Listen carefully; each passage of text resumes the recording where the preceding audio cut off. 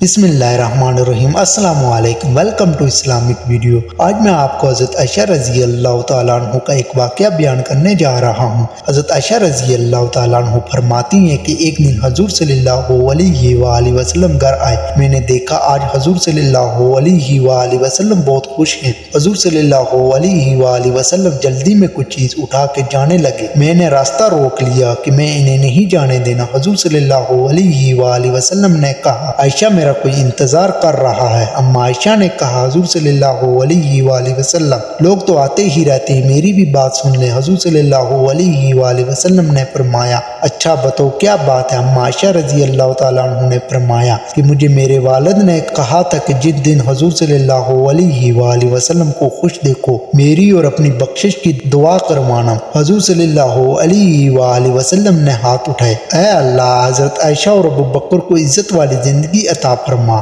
اللہ ان کا حساب قیامت میں آسان فرما۔ پھر کہا اے اللہ انہیں بغیر حساب جنت عطا فرما۔ حضور صلی اللہ علیہ وآلہ وسلم دعا مانگ چکے تھے تو پوچھا عائشہ خوش ہو گئی ہو؟ جی حضور خوش ہو گئی ہوں۔ حضور صلی اللہ علیہ وآلہ وسلم اٹھ کے جانے لگے تو واپس لوٹے اور کہا عائشہ میری دعا سن کے رو رہی ہو؟ مجھے قسم ہے اللہ کی ذات کی میں اپنے ہر امت کے لیے یہی دعا دن میں 2 مرتبہ مانگتا ہوں۔ حضرت عائشہ رضی اللہ تعالیٰ عنہ کی خصوصیت جو اللہ نے کسی اور کو عطا نہیں کی، اللہ نے حضرت عائشہ رضی اللہ تعالیٰ عنہ کی تصویر حضور صلی اللہ علیہ وآلہ وسلم کو نکاح سے پہلے ریشم کے سب ٹکڑے پر دکھائے۔ حضور صلی اللہ علیہ وآلہ وسلم کی تمام بیویوں میں سے صرف حضرت عائشہ رضی اللہ تعالیٰ عنہ کنواری تھی۔